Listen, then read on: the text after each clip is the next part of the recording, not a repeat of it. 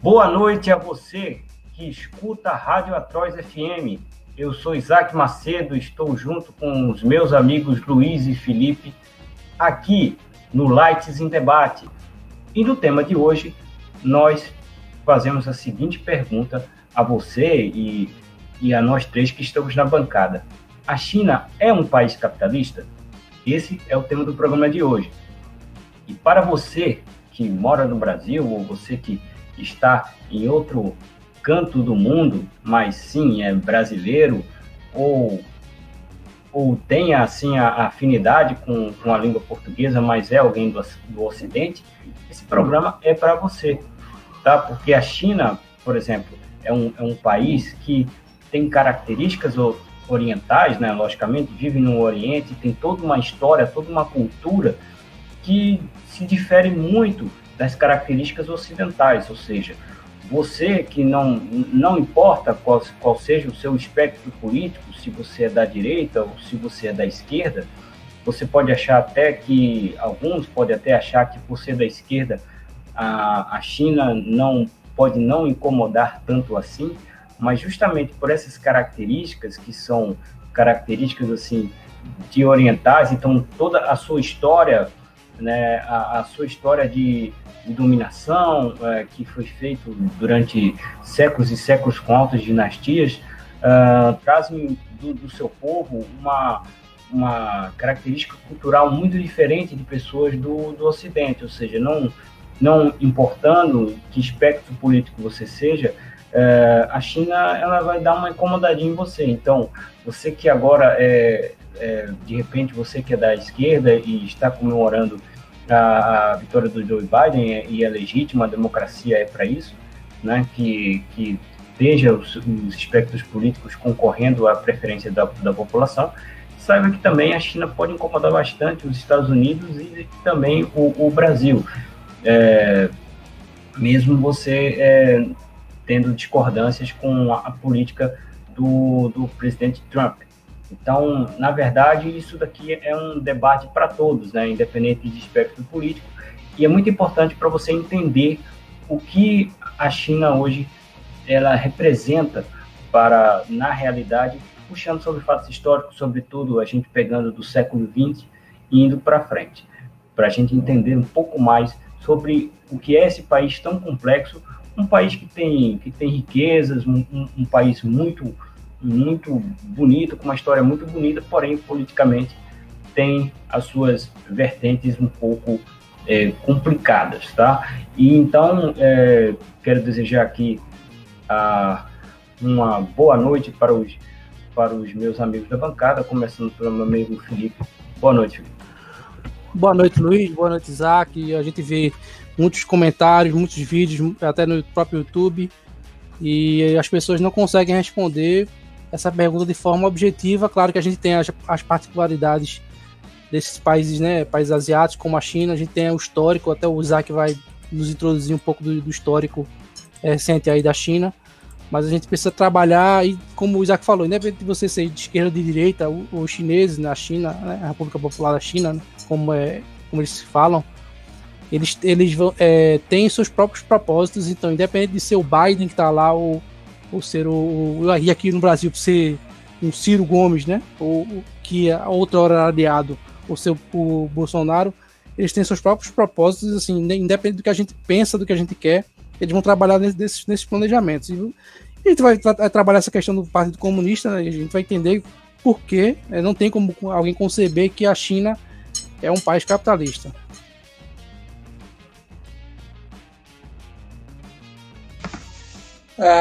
Boa noite, né?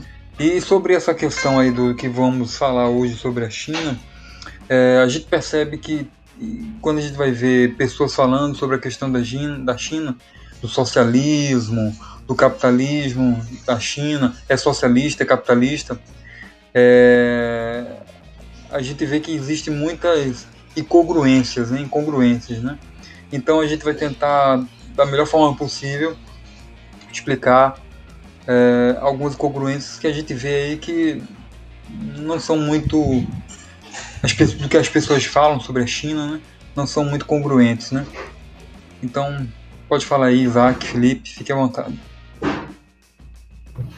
Pois bem, pessoal, eu gostaria um pouco de falar sobre essa questão da introdução, a introdução ao nosso programa com um detalhe muito importante, né? A gente tem que entender muito sobre o que é a China hoje. A gente vê o Partido Comunista Chinês e a gente precisa entender o que é a China hoje, logicamente buscando desses pontos mais específicos a partir, por exemplo, do governo do Chiang Kai-shek, que é um governo que estava no período da Segunda Guerra Mundial, e o Chiang Kai-shek, ele era um líder que assim, é considerado um líder nacionalista, né, na época, né, e tinha apoio de outras nações, né, nações, vamos dizer assim, os Estados Unidos, enfim, até a própria Rússia. Naquela época ali da Segunda Guerra, a China teve problemas com o Japão, né, e logicamente a história sabe que a China teve o sucesso, né, na invasão com o Japão, né, e nesse período existiam os revolucionários que, inclusive, se esconderam nas cavernas. Esses revolucionários que eram liderados pelo Mao Tse-tung, que eram pequenos revolucionários dos quais eles não tinham muita relevância, assim, no cenário do comunismo internacional, né? Eles não tinham muita relevância assim. Então, de modo que na época, até o próprio Stalin, que era o líder do movimento comunista à época, ele acreditava que o governo do Chiang Kai-shek era mais benéfico para os propósitos da União Soviética do que um Mao Tse-tung. Então, para você um pouco entender essa situação, quando acabou a guerra, né, e houve o golpe de Estado do Mao Tse-tung, o Mao Tse-tung que tinha esse desejo, né, até pela admiração que se tinha para o Stalin, de poder ter a China como um parceiro forte e potente com a União Soviética, para poder ter esse comunismo forte contra as nações americanas, que já é um outro cenário, um cenário pós Segunda Guerra Mundial, em que tem a União Soviética contra os Estados Unidos. O próprio Stalin nunca deu muita bola para o Mao Tse-tung. Então, assim, o Mao Tse-tung, o Stalin morreu e você tem o Mao Tse-tung como uma grande força política, sendo que, vamos dizer, isolada dentro do cenário do comunismo internacional. Ele tem uma força muito grande, mas ele não tem uma força dentro do núcleo do comunismo internacional. Isso é muito importante explicar, porque você vê muito o cenário da China hoje, o que é a China hoje. E você tem aquelas características até dos chineses, até antigas, de outras dinastias passadas, de ser um povo que tem essa aura, que tem esse destino de dominação. E aí você vê com todos esses ressentimentos que já tinham da União Soviética, você depois vê o Mao Tse-tung com Nikita Khrushchev.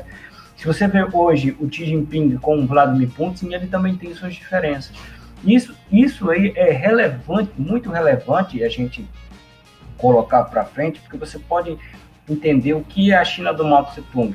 Deixando assim, detalhes de lado, até porque a gente tem que tocar o programa com outros temas, é muito importante a gente salientar que, na época do Mao Tse-tung, que foi aí o berço, vamos dizer, do Partido Comunista Chinês, que tem hoje, né, a sua grande força, com outro tipo de cenário que a gente vai abordar durante o programa, mas no período do Mao Tse-tung, ele tem aquele desejo de mostrar ao povo uma grandeza de que a China ela é capaz de ser autossuficiente.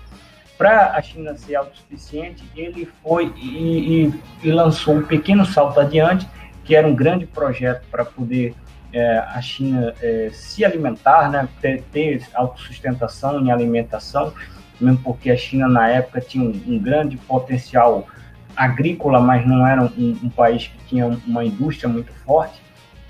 Então, o pequeno salto adiante ele deu uma impressão de que as coisas dariam certo, né? Então, o Mao Tse-tung, ele infla mais do seu discurso e começa a ter um grande salto adiante. O grande salto adiante foi um dos maiores fracassos e dos maiores genocídios da história de um país, né? Porque você coloca um povo em condições terríveis, condições praticamente de trabalho escravo, e, claro, logicamente que tem alguns estudos que colocam entre 15 a 20 milhões de mortos durante o período do grande salto adiante, mas outros estudos até mais complexos colocam entre 45 milhões de mortos aproximadamente, ou seja, foi um grande fracasso isso, e bota muito do que os planos políticos do Mao Tse-tung, que é um plano assim meio isolado, vamos dizer, dos propósitos da União Soviética, fez com que essa força que ele tem, assim, essa soberba que ele tinha de colocar a China como o número 1 do mundo. Então, quando você vê hoje o Xi Jinping, a gente pode colocar até um pouco mais disso, eu até vou passar para o Felipe sobre isso. Se você sente realmente, depois você vê o Deng Xiaoping com outros líderes que tiveram na China, mas você vê hoje o Xi Jinping, que já está há um bom tempo na China, muito com essas características, sabe? Parece que é um pouco do Deng Xiaoping, mas tem muito também no Mao Tse-tung, que é essa megalomania que tem a China de querer ser o número 1 do mundo e ser como se fosse o líder do movimento comunista internacional. Naquela época tinha um estilo comunista, vamos dizer assim, comunista raiz mesmo, e que até o Mao Tse-tung fez todas aquelas citações, né? Tem um livro vermelho que tem todas as citações comunistas que o Mao Tse-tung fez, inclusive sendo um escritor até muito respeitado pelos comunistas, mas também você tem essa questão comercial, vamos dizer, entre aspas, que a China tem hoje. Então, eu coloquei essa introdução para você entender um pouco mais do que é o pensamento chinês, do que são os propósitos chineses de dominação, e aí a gente vai, durante o debate, colocar mais, e eu vou aqui passar a palavra para o Felipe para poder colocar um pouco mais à frente do que é a China. É importante a gente entender esse histórico da China, né? A gente tem uma vaga ideia do que é o Mao Tse-tung, que é inclusive até elogiado pelo Paulo Freire, né? A farsa do Paulo Freire. Mas é importante a gente entender esse histórico, né? Nessa época, aí, como o Isaac falou, a agricultura era muito forte, né? E o que é que o Mao Tse-tung fez, né? Estatizou todas as terras, né? E até hoje, se você procurar entender, as terras na China são um tipo de concessão, mas na verdade elas pertencem ao Estado. Isso acontece muito com a questão das empresas. Até o Isaac deu uma introdução aí, falou sobre o Mao, e aí a gente falou um pouquinho também em off, também a gente conversando também nas nossas pesquisas sobre o que eu realmente não conhecia, né, a história do Deng Xiaoping, mas ele praticamente foi como se a gente pode comparar, até o Isaac pode me corrigir, como o Mikhail Gorbachev, né, que ali deu na época quando o Mikhail Gorbachev era o líder lá no finalzinho da União Soviética, né? Ele foi o último líder. Teve essa abertura, com essa abertura não política, mas sim econômica, né? A qual ela chegou a visitar alguns presidentes americanos, como Nixon, né? Ele passou, acho que, de 20 a 30 anos era secretário é sempre assim, eles começam como secretário do Partido Comunista e chegam à liderança, para a gente ter ideia de que um ponto já negativo dentro desse histórico da China e dentro da nossa discussão é que o fator partido único, né? A gente já percebe que uns pontos vão surgindo dentro da análise quando a gente olha para a China. Então, o Deng Xiaoping, ele introduziu, né? Ele foi criando essas aberturas econômicas, os planos econômicos, né? E na verdade a gente precisa entender que a China tem um planejamento econômico que é feito de forma central. Então, já é um ponto, né, que vai de encontro ao próprio capitalismo. Então a gente tem, por exemplo, a inserção aqui, né, a ideia das zonas econômicas especiais, né? Se vocês tiverem a oportunidade de olhar um mapa da China, vocês vão ver que tem algumas cidades litorâneas, né, e algumas cidades do interior que eles começaram a entender que não adiantava só a questão da agricultura, né? Que, claro, a China é muito grande, tem vários tipos de terrenos, mas não era suficiente só a questão da agricultura. Então, se vocês puderem aí depois olhar no mapa, né, vocês vão ver que nessas zonas especiais econômicas, você vai ver aí, né, umas cidades, Xangai, Shantou, Xiamen, e uma cidade que você vai ver muito em alguns eletrônicos é Shenzhen. Para quem já comprou no AliExpress, vai ver que tem muita coisa que vem de Shenzhen. Ou seja, essas cidades, se você for visitar hoje em dia, são metrópoles, são cidades com muita luz, muito brilho, muita tecnologia, e faz a pessoa se enganar nessa questão do desenvolvimento chinês. Claro, eles realmente conseguiram um bom PIB, né? São a segunda maior economia do mundo, mas se você for analisar só por essas cidades litorâneas, que são as zonas especiais econômicas, você vai ver que parece assim um outro mundo, né? Realmente tem um capitalismo ali, aquela coisa bonita, só que a gente tem que analisar o que são essas zonas econômicas. Essas zonas econômicas nada mais são do que cidades às quais é permitido aquele capitalismo, né, feroz, né? Ou seja, onde empresas como Apple, como Nike se instalam, né, se aproveitam da mão de obra. Isso não é historinha, né? A mão de obra barata chinesa. E ali sim eles se desenvolvem, fabricam seus manufaturados com forma muito mais barata. Por isso, é claro que esse crescimento econômico da China se deu por conta justamente dessa permissão, de que essas empresas trabalhassem nessas regiões, se desenvolvessem, aproveitassem do potencial ali, né, da mão de obra barata. Daí o crescimento econômico da China. E a gente vê hoje em dia que algumas pessoas, até pessoas que num certo programa de TV, aqui na Band, eu cheguei a ver até um rapaz que falou que era, enfim, conservador, que era de direita, foi para a China e falou que a China era capitalista. Então precisa ter a ideia justamente do que desse ponto que eu coloquei, né, que é justamente essas zonas econômicas. Ou seja, eles são tão metódicos, né, que nesse planejamento do Deng Xiaoping, que até se sustenta até hoje, né, e afinal é o ponto em que se sustenta a economia chinesa, é justamente essa diferença, né? Você tem ali essas cidades litorâneas, né, que foram separadas justamente para ser zonas capitalistas, mas se a gente for para o centro do país, para outras cidades, você vai ver qual é a realidade, né? São lugares, são terras que são propriedade do Estado, são casas que são dadas pelo Estado, ou seja, você tem também algo que você não vai ver no capitalismo, que é o controle, né? Porque à primeira vista, quando a gente chega em Shenzhen, em algumas cidades, a gente, poxa, aqui é um lugar legal de se viver, o cara com a pessoa com uma condição financeira boa pode pensar em se mudar para lá, mas não é bem assim, porque lá você tem o controle da viagem, o controle do tráfego das pessoas dentro do país, você tem um controle forte também dos bancos, justamente do Partido Comunista. Algumas empresas você percebe que tem com controle, né? Controle do próprio Partido Comunista. Algumas menores, existem comitês que avaliam, né, as questões de desenvolvimento. Então, qual que é a principal característica do socialismo, né? É justamente aquela questão do comunismo, né? O comunismo é a fase última, né? Mas é justamente centralizar as ideias, centralizar o planejamento. Então, nesse ponto inicial da minha fala aqui, é muito sério que a gente se atente a essa questão. Pode enganar algumas pessoas. Essas zonas econômicas especiais, elas que dão essa ideia de que a China é um país capitalista. Mas na verdade você está vendo 10% dali do iceberg, né?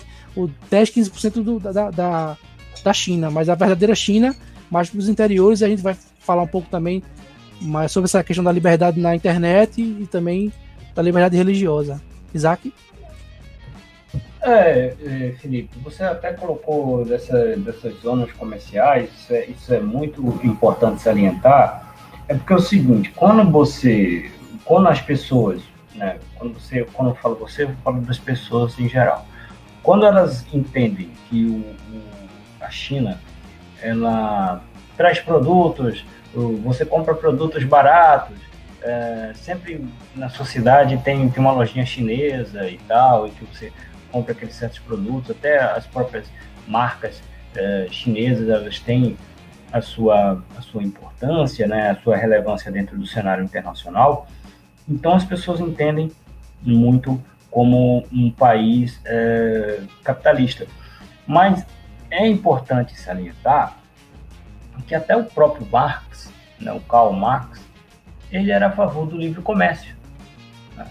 Então, assim, quando você tem essa troca entre países, né?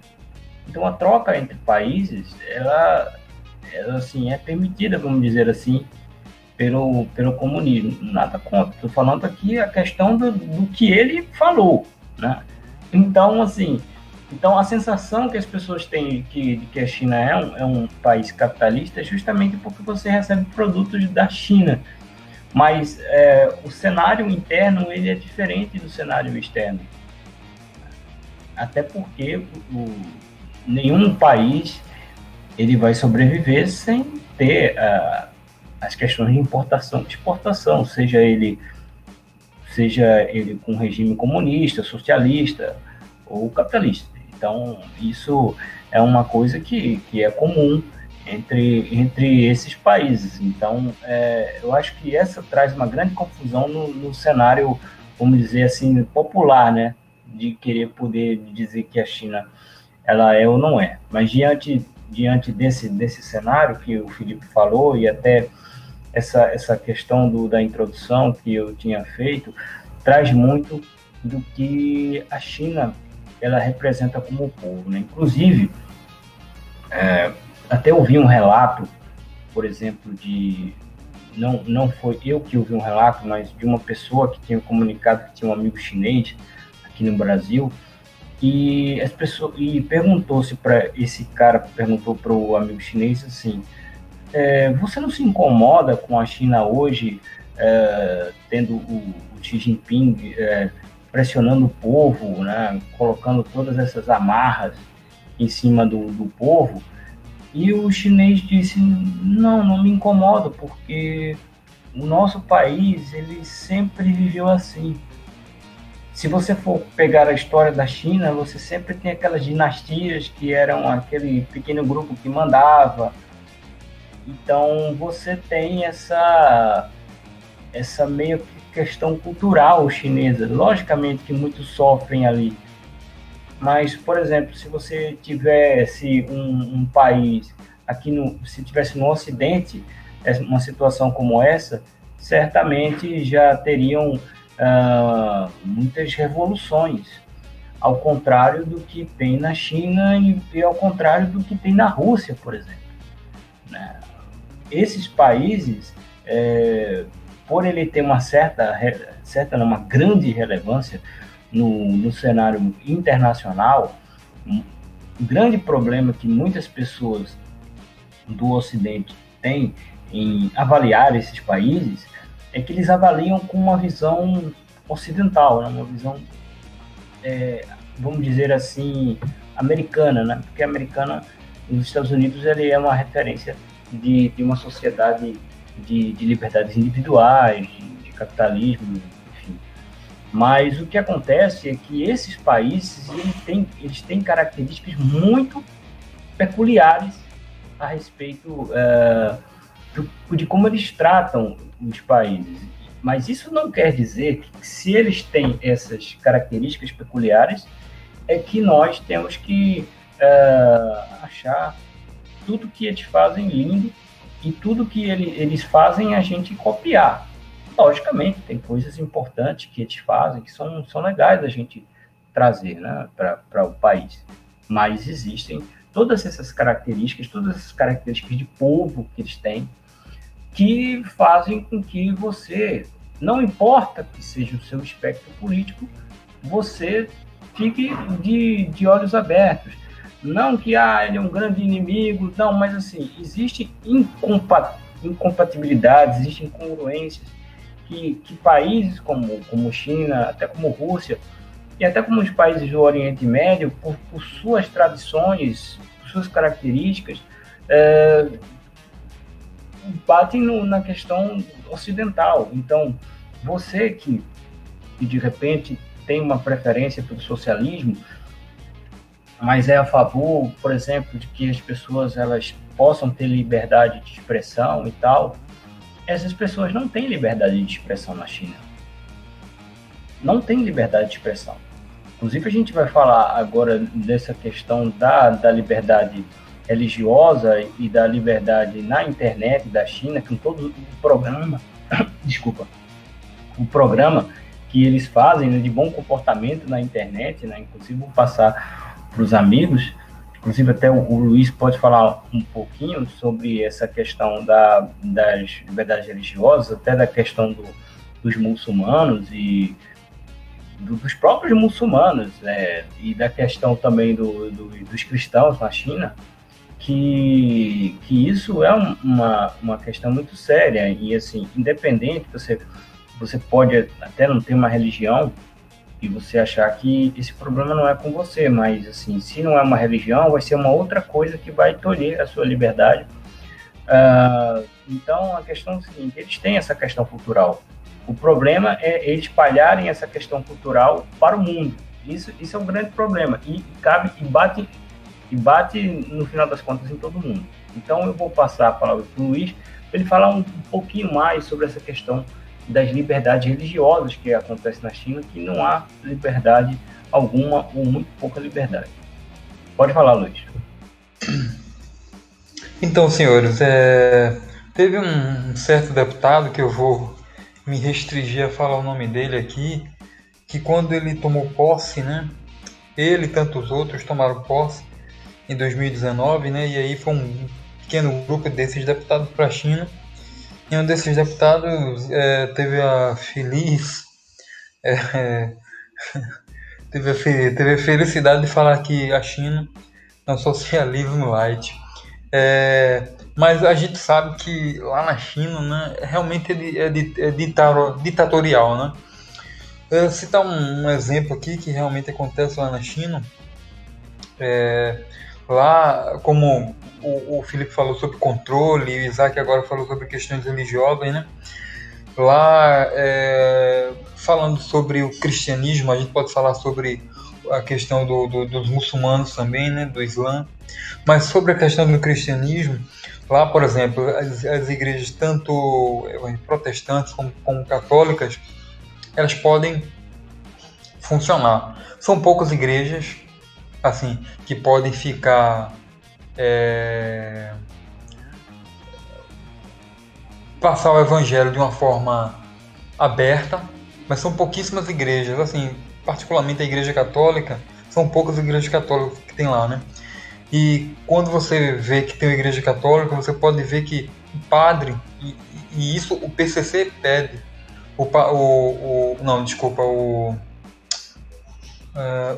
PCC, Partido Comunista Chinês, eles exigem... Para o pessoal não confundir. Isso. Não estou falando de primeiro comando da capital não, tá, gente? Estou falando do Partido Comunista Chinês. Eles exigem que tanto o pastor da igreja protestante quanto o padre da igreja católica, eles podem evangelizar, eles podem fazer o culto, podem fazer a missa, mas esse padre e esse pastor, ele tem que ter uma participação no Partido Comunista Chinês.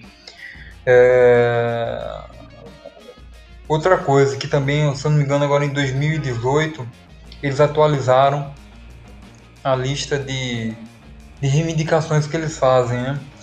Em uma das listas, vocês vão me desculpar, não se lembro se foi 16 ou 18 que atualizou essa lista, onde você pode ler a Bíblia em casa, né, tranquilamente, mas não pode ler na rua, não pode evangelizar na rua, e, observação, não pode também evangelizar de forma nenhuma nas redes sociais, colocar um versículo no Facebook, em qualquer tipo de rede social. Você não pode colocar o versículo, porque se eles lhe encontrarem que você colocou um versículo na rede social,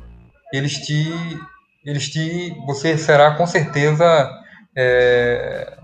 sofrerá uma punição por isso, né? Então a restrição religiosa lá na China é muito grande.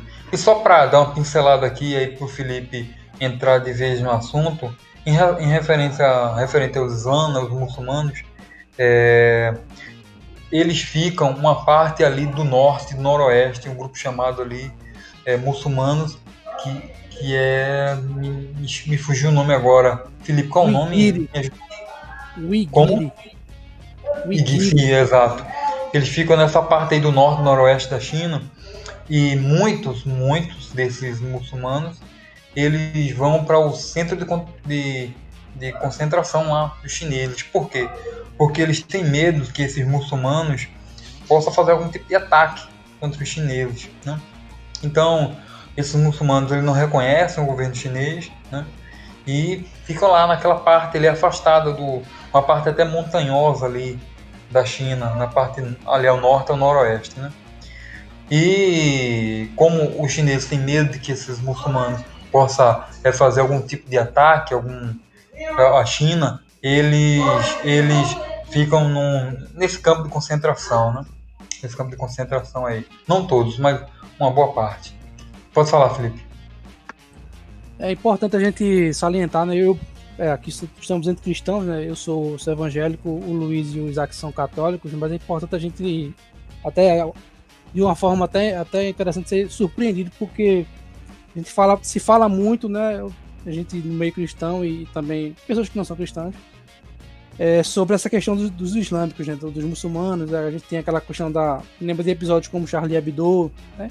Do jornal que fazia sátiras e que houve um atentado, enfim. A gente sabe que existem várias situações envolvendo o islamismo. Aí cabe a discussão para cada um aí se tem um bonzinho, se tem um malzinho, enfim. Eu não vou entrar nesse mérito nesse programa, mas é importante a gente lembrar que, como todas as religiões, os muçulmanos também são perseguidos aí na China, né? E a gente até fica... quando eu vi inclusive até um programa nacional, não lembro agora o nome, mas em que um representante do governo chinês é confrontado com imagens desses muçulmanos uiguires sendo levados em comboio para centros que eles chamam de reeducação, que nada mais são do que campos de concentração, porque justamente ser essa questão essa pressão, né, essa opressão do Partido Comunista Chinês. É importante, e aí cabe também depois um próximo programa sobre esse assunto, que o comunismo, né, o Partido Comunista Chinês é ateu. Então, assim, se você aí que fala que é de esquerda, que, enfim, que concorda aí com algumas ações da esquerda e fala que é cristão, eu acho um pouco complicado você conseguir associar o comunismo né, enfim, ser de esquerda, né, coisa mais light, né, o socialismo com ser cristão, porque nada mais é do que um trabalho ateísta, né? A opressão que o Partido Comunista Chinês faz. Eu tava aqui verificando algumas informações, por exemplo, em 2018 eles já apertaram, né, a questão das leis em cima da liberdade religiosa, enfim, em cima das restrições impostas a movimentos religiosos. A gente sabe que a própria China, né, o próprio Xi Jinping, né, na figura do partido, né, influenciou muito na questão da Igreja Católica, tentando até nomear padres, né, padres e bispos dentro da igreja. Ou seja, como o Luiz falou, e como a gente vai perceber dentro desse arcabouço da discussão sobre a China, é que o Partido Comunista Chinês é o maior partido do mundo. Eu não sei se está na casa de 90 milhões, algo do tipo. Então, eles conseguem ou tentam colocar todas as pessoas ligadas ao partido em todos os locais, né, todos os âmbitos da vida, né? Ou seja, você vai ter pertencentes ao Partido Comunista Chinês, né? Ou seja, adeptos ali do partido dentro de igrejas, dentro de grupos, dentro de clubes, dentro de todo lugar. Então, você percebe que essa ideia de centralização, dominação, ela não pode estar ligada a uma liberdade, né? Uma certa liberdade que a gente, por exemplo, usufrui aqui no Brasil, né? De poder professar nossa fé, poder falar aquilo que quer dentro dos limites, né, da lei. Mas você percebe, por exemplo, a gente vê nessa regulamentação de 2018, né, que foi fortalecida em 2018, a proibição de venda de bíblias online.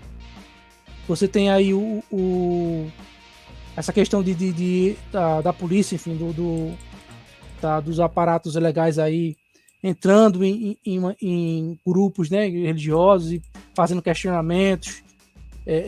Você tem aí o crescimento. Estou verificando aqui no site Portas Abertas, quem quiser poder aí ver, curiosidade de verificar, né, que é esse site Portas Abertas, é ligado ao meio cristão evangélico, mas ele faz aí mostra como é que é a situação dos missionários lá, que são perseguidos. Você vai ver que o tanto de perseguição que eles sofrem. E quando a gente estava falando também por cima da questão da internet, a gente verifica que por exemplo, até em lives que eram feitas na época da pandemia, eram derrubadas porque o Partido Comunista Chinês, eles têm um controle muito forte da internet.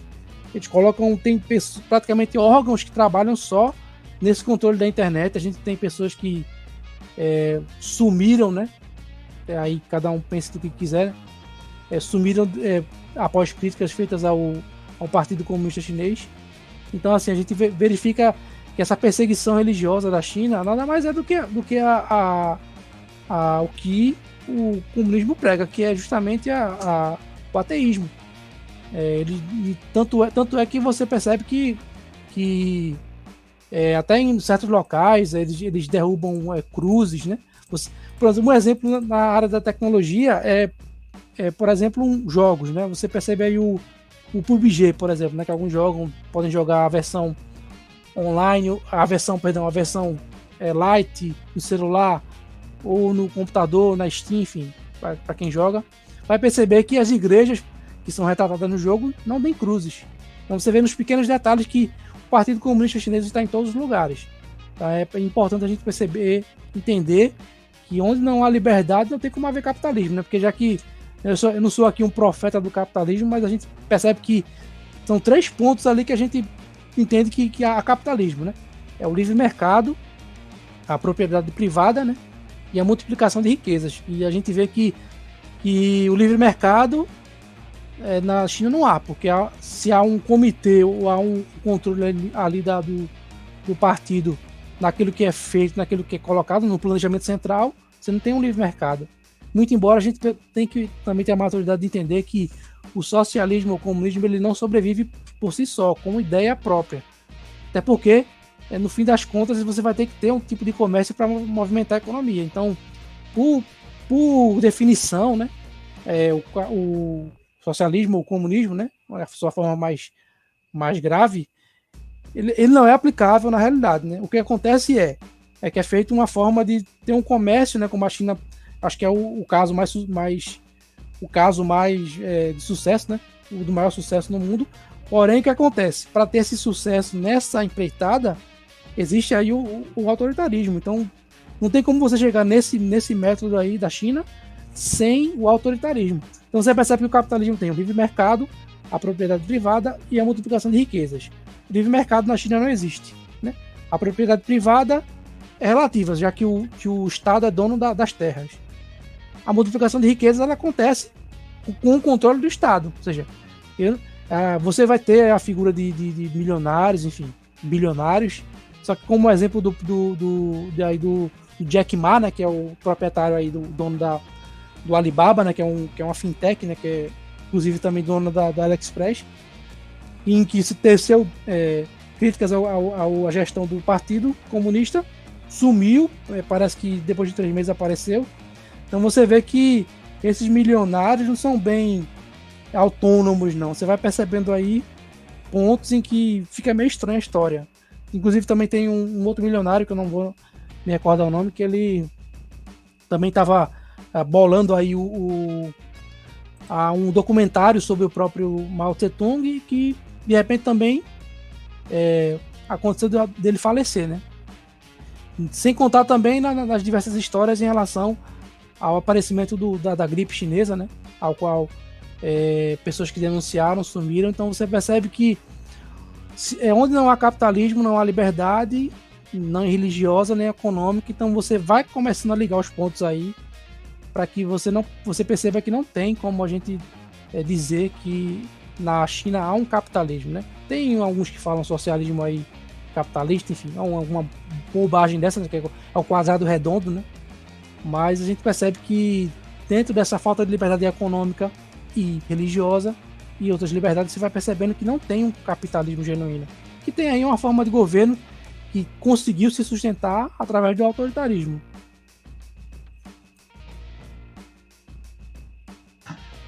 Então, só uma observação aqui que eu esqueci de acrescentar na minha fala anterior.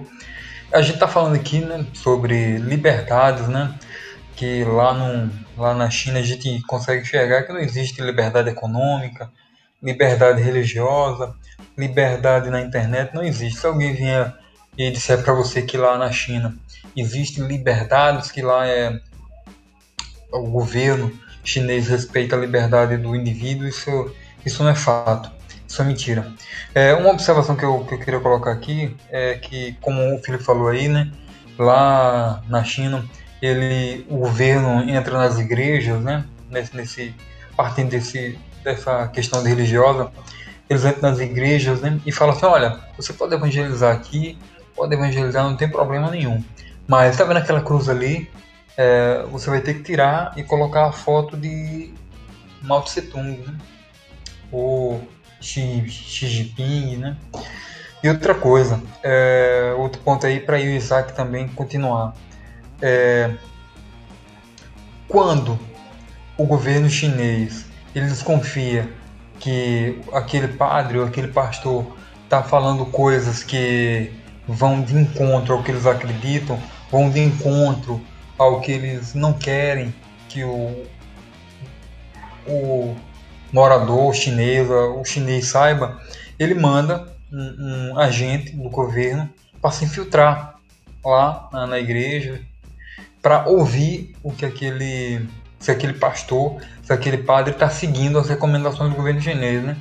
Então eles chegam a esse ponto de enviar um infiltrado para dizer, olha, fica lá um tempo naquela igreja para ver se realmente aquele padre ou aquele pastor está seguindo as nossas recomendações. E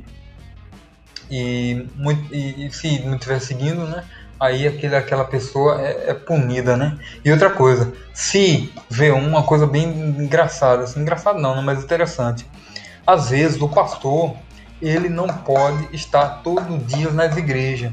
Mas peraí, como assim? O pastor, que é o cara que vai puxar lá o louvor, que vai puxar a palavra, não pode estar todo dia na igreja, ele não pode. Ele pode ir um domingo, outro não, um domingo, outro não. Se aquele agente do governo chinês que está lá todo domingo, né, para enxergar, para analisar o que está acontecendo na igreja, se ele perceber que aquele pastor está indo todo domingo na igreja, ele pode ser punido também. Isso, você não precisa acreditar em mim, pode buscar na internet, vocês encontram, bota lá no Google, agente chinês fiscaliza padre e pastor. Pastor não pode estar lá todo domingo. Se tiver, ele pode ser chamado a atenção, né? Porque eles acreditam que se aquele pastor ou aquele padre, eu não sei se na igreja católica, me desculpe aqui, não sei se na igreja católica, mas ele deve fazer também. Se ele fala na igreja evangélica, protestante, deve fazer na católica também. Eles acreditam que se aquele pastor está todo dia, todo domingo, ou um dia sim, um dia não, na igreja, eles acreditam que aquela pessoa está fervorosa demais na sua fé. E a pessoa não pode estar tão fervorosa na fé, porque eles acreditam que se aquela pessoa está tão fervorosa na fé, ele pode começar a passar esse fervor para outras pessoas e o governo chinês não pode perder esse controle. Então, é basicamente essas observações que eu queria colocar antes, esqueci, queria colocar agora. Pode seguir, Isaac. Pois bem, sobre essa questão das liberdades religiosas, acredito que foi bem explicitada e acredito que, assim, que eu gostaria de falar de duas políticas muito específicas na história da China, uma que é recente, né, que pode até se encaixar com essa questão das liberdades religiosas, mas trazem para um outro patamar, inclusive, que vai além das liberdades religiosas e vai de qualquer tipo de liberdade, que é a questão do crédito social da internet, né? Você, lá na China foi implantado há poucos anos isso, né? E você vê que até 2020 eles tinham o plano de poder englobar no país inteiro esse plano de crédito social, que é um plano em que as pessoas ganham créditos para compras, enfim, para outros tipos de serviços, se comportar bem aos olhos do partido na internet. Se você não fizer nenhum tipo de algazarra na internet, você vai poder, na visão deles, né? Essa algazarra, nas visões deles, você vai poder ter mais créditos para você comprar coisas importantes, né? Inclusive, é muito importante salientar que eles fazem um verdadeiro escrutínio para cada um, para saber se essas pessoas elas estão se comportando bem. E assim, a lista assim, de professores, contadores, jornalistas, médicos e guias turísticos, o escrutínio é ainda maior, porque acredito, né, que na visão deles, essas profissões têm um potencial maior de subverter as diretrizes do partido, né? Então isso é muito importante para a gente ver o quanto eles tolhem essas liberdades e não tem nada a ver com as premissas dos países ocidentais, tá? E assim, essas pessoas, para você ver assim, eu gostaria de ler uma declaração que assim, tem até uma blogueira, né, que é a Wen Quan, né, que defende esse tipo que é uma blogueira de lá, que defende esse tipo de premissa, né, desse tipo de sistema. Veja só que ela falando do sistema do crédito social da internet. Olha só, sem o sistema, um estelionatário, né, pode cometer um crime em um lugar e logo depois fazer o mesmo em outra região do país. Sistemas de crédito tornam público o histórico de uma pessoa. O sistema construirá uma sociedade melhor e mais justa. Ou seja, quando você acha que isso é um absurdo, na verdade, muita gente lá não acha, tá? E só para deixar uma outra coisa, o que é mais assustador, né? E só para deixar uma outra coisa assim clara, rapidinho, uma pincelada para a gente colocar nas nossas considerações finais, justamente o Deng Xiaoping, né, que o Felipe disse que é considerado como se fosse um Mikhail Gorbachev da época da União Soviética, né, o cara que abriu o mercado. Tem duas curiosidades sobre ele, né? No negócio do que o Nixon fez com o Deng Xiaoping, o Nixon teria pedido garantias de que a China não faria mais produtos de cópias, né, dos produtos americanos, né? E o Deng Xiaoping garantiu que não teria mais, né, vamos dizer, os produtos similares, né, que a gente vê bastante, né? Garantiu que não teria mais em troca de ter mais aberturas comerciais. Logicamente, a gente sabe que a história diz que o Deng Xiaoping não cumpriu com essa exigência do Nixon e do Kissinger. E uma outra coisa muito importante, né, que se fala que o Deng Xiaoping seria o homem que abriu o cenário para a China, né, o cenário assim, de liberdades, de comércio, enfim. A política do filho único, né, que foi até revogada em 2015, com um detalhe muito importante, a política do filho único foi de 1979, ou seja, o Deng Xiaoping começou justamente lá em 1978, ou seja, foi uma das primeiras medidas dele, né, a política do filho único, que segundo ele, né, se um chinês uma família chinesa tivesse mais de um filho, poderia ajudar na propagação da pobreza. Então, essa política foi revogada em 2015 e a partir de agora, cada família pode ter 2 filhos, né? Isso daí é liberdade pra caramba, liberdade individual pra caramba, né? Mas enfim, pessoal, já estamos encerrando o programa. Vou deixar as considerações finais, começando pelo meu amigo Felipe. Isaac, foi um papo muito bom. Eu só queria colocar rapidamente para a gente finalizar, quando falou da questão do crédito, né? Do crédito que existe aí, o controle do quem. Aliás, nesse crédito, né, das pessoas, né, enfim, esse controle das pessoas, eles controlam não só quem pode viajar, como quem pode tirar empréstimo, quem pode adquirir aí até mesmo bens. Então, assim, você vê que essa liberdade ela não existe. Sobre a questão da internet, para a gente também não finalizar, você tem aí se você for pesquisar em qualquer lugar, você vai ver que, primeiramente, o Google ele não funciona lá ele não é permitido, na verdade, não funciona, ele não é permitido na China. Facebook e Twitter também não são permitidos.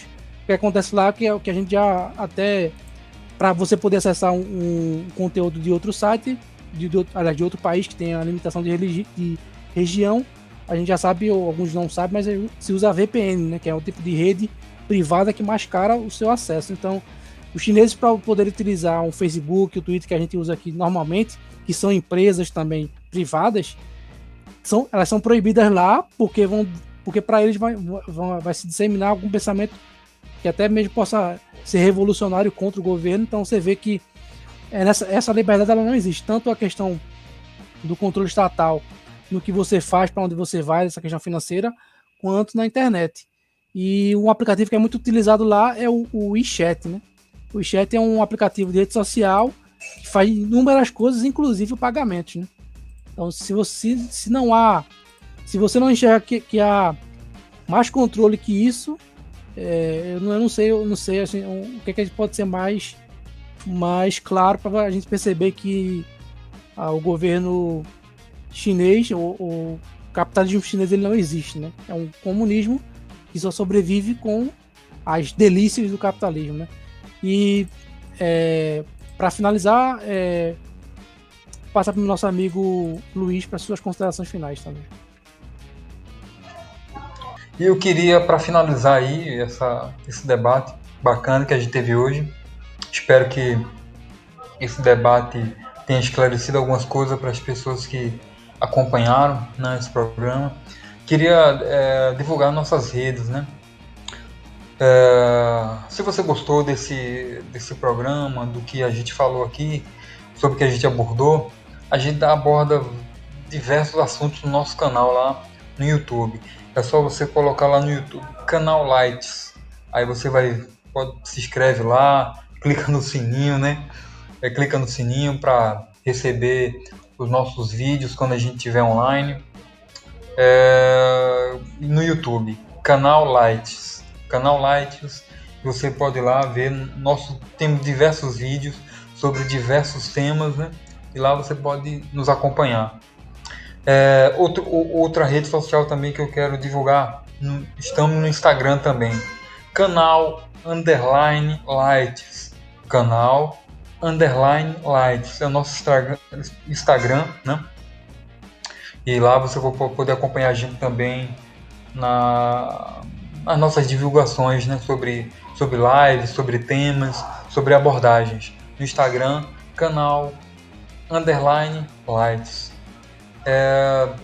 Divulgar as redes sociais. Quero agradecer a todos que acompanharam esse programa e deixo para o Isaac fechar aí. Bem, o Luiz já fez o agradecimento, mas reforço todo o agradecimento para você que nos escutou nessa noite. Muito obrigado aos meus amigos Luiz e Felipe. Vamos sempre trocar a nossa bancada aqui com os 5 membros do canal Lights. Vamos ter o programa Lights em Debate. Tá bom, pessoal? Um grande abraço, boa noite para vocês e até a próxima.